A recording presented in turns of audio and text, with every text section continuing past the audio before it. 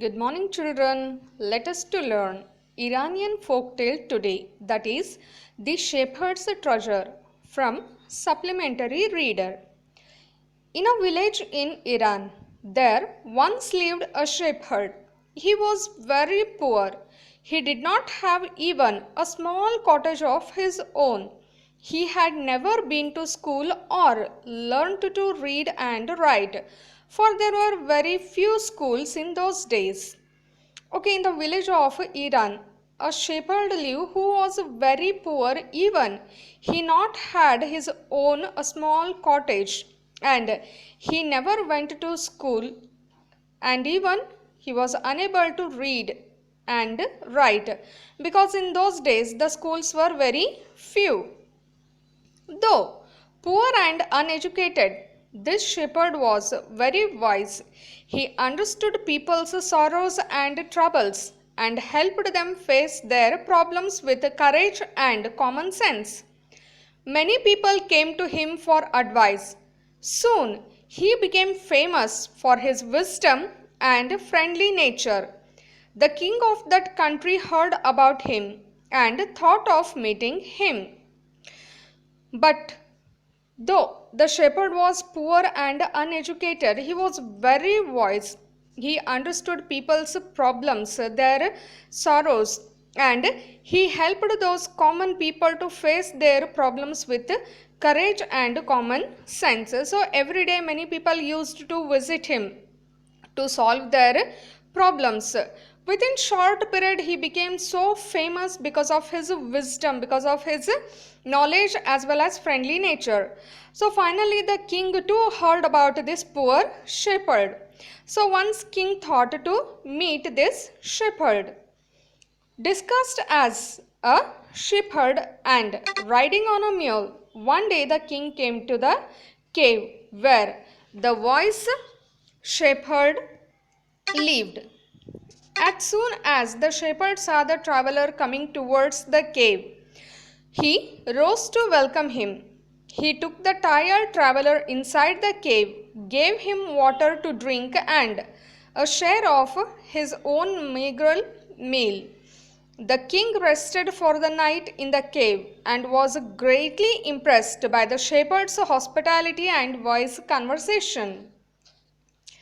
Okay, so here king wanted to test whatever he heard about the poor shepherd, is it true or not. So he took a horse and he came to the cave where that poor shepherd lived. By seeing a traveler coming towards his cave, the shepherd stood up and he welcomed the traveler. When he saw the traveler, he looked very tired. So the shepherd took that traveler inside his cave and he gave water to drink and whatever less amount of little meal he had, in that he gave little share to the traveler too. And the king rested the whole night in the cave, and he was greatly impressed by the wisdom as well as the hospitality of the shepherd. And though still tired, the king decided to depart the next morning. He said, "Many thanks for your kindness to a poor traveler. I have a long way to go. Permit me to leave." So the next day morning, actually king was still tired. Then too he decided to leave from there, and he said to the shepherd, "Many of thanks to your kindness on this poor traveler, because it is not so easy to provide such kind of facilities like water, food and shelter for whole night to a traveler unknown person, isn't it?" Then too that poor shepherd did it. And so that king, he was so impressed and he said, "Now I have to go a long way. Now permit me to leave, give me permission." Looking straight into the eyes of his guest, the shepherd replied, "Thank you, your majesty, for paying me the compliment of a visit." As the king said, as the traveler said to permit him, then the shepherd straight he looked into the eyes of the guest and he said, "Thank you very much, your majesty, for your presence for a whole night in my cave. He came to know that that traveler is none other than the king. The king was astonished as well as pleased. He is indeed very wise, he thought to himself. I need people like him to work for me. And the king appointed this humble shepherd the governor of a small district. So the king was astonished, he was surprised by hearing that poor shepherd called him as a majesty. He was surprised and he said that I think this poor shepherd is very wise. So he asked poor shepherd to work as a governor of a small district, and shepherd too agreed happily. Although he rose to power and dignity, the shepherd remained as humble as ever. People loved and honored him for his wisdom, sympathy, and goodness. He was kind and just to one and all. His fame as a fair and wise governor soon spread throughout the country. Though the poor shepherd worked as a governor, he remained as humble as early days. He loved people, and even people too loved him, and they honored because of his wisdom, sympathy, and goodness. And he was a justful person, a trustworthy person. According to him, each and every one were equal to him. He never did partiality. So, due to his behavior, he became so famous, and his his name, fame spread throughout the country within short period. Now, the governors of other provinces grew terribly jealous of him and began to talk to the king against him. They said, he is very dishonest and keeps for himself a part of the money that he collects as a tax from the people. Why did he always carry with him, they added, an iron chest? Perhaps he carried in it the treasure that he had collected. After all,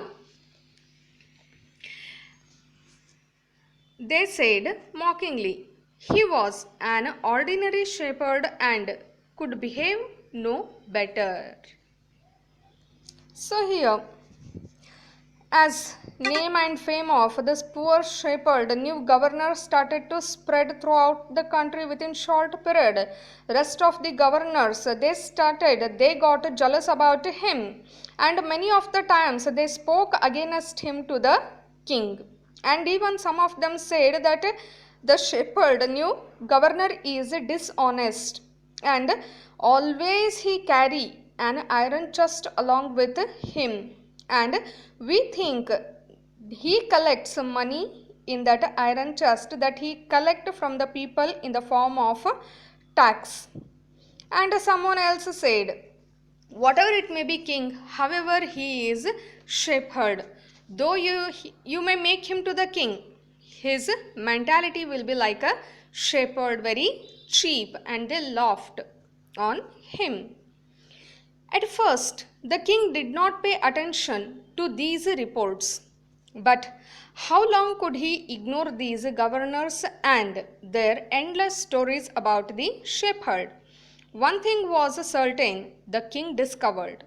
The new governor did carry an iron chest with him all the time. So at the beginning, even king too ignored whatever these rest of the governors said. But how many times can he ignore? It was not possible to him too. So here the king observed him, and even he too found that the new governor, he used to carry an iron chest always with him. So one day the new governor was summoned to the palace. He came riding on his camel, and to everyone's delight, the famous iron chest was there fastened securely behind him on a camel's back. So one day the governor was officially called to the palace. The king sent a call to the governor. So governor came, and everyone saw that governor carried iron chest along with him, which was tied, which was secured on the back of a camel. Now the king was angry. He thundered, "Why do you always carry that iron chest with you? What does it contain?" So by seeing that, the king got very angry and he shouted, "Why do you always carry that iron chest along with you? What does it contain? What does it has?" The governor smiled. He asked his servant to bring in the chest.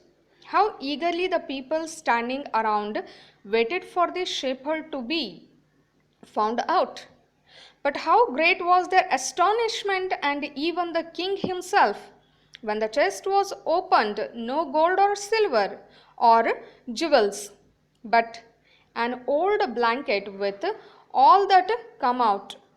Holding it up proudly, the shepherd said, "This, my dear master, is my old treasure, only treasure. I always carry it with me." So here, the governor, he smiled and he asked his servants to bring that iron chest. When he said to bring that iron chest, everyone were eagerly waiting that now the iron chest will be opened by the king and he will find some gold, silver, or else some jewelries, and this governor will be dismissed from his position. But nothing had happened. When the lid of the iron chest was opened, everybody were astonished, even king himself, because there was no gold, silver, or any kind of jewelry. But instead of all these things, that iron chest had an old blanket only. And that shepherd, he took it in his hand and said proudly, "This is my dear master. This is the only treasure of mine, and I always carry it with me," he said. "But why do you carry such an ordinary blanket with you? Surely you are the governor of a district," the king asked, to which the shepherd replied with quite dignity, "This blanket is my oldest friend. It will still protect me if at any time your majesty should wish to take away my new cloaks." Then king was astonished and he said, "Why do you carry this old ordinary blanket with you? Of course, you are the governor of a district. You can wear nice dresses. Then too, why do you carry this?"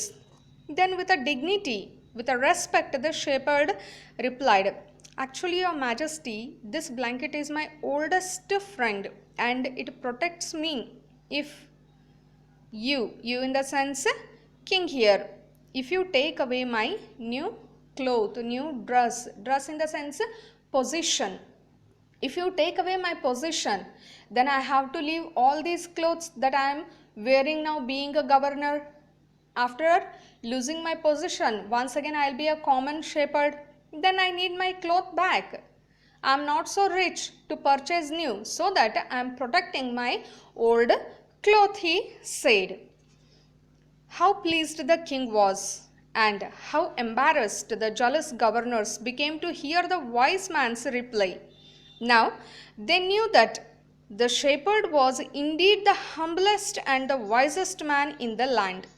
The king made him the governor of a much bigger district that very day. By hearing this, the king was very happy about shepherd and his behavior, and rest of the governors who planned to kick him out from the palace, they felt very embarrassed. And by hearing the wise man's reply, they became very embarrassed and hurted too. By all these things, The king became so happy and he thought he is the humblest and wisest man in the land. And even the king made him the governor of a much bigger district on the same day. Good day.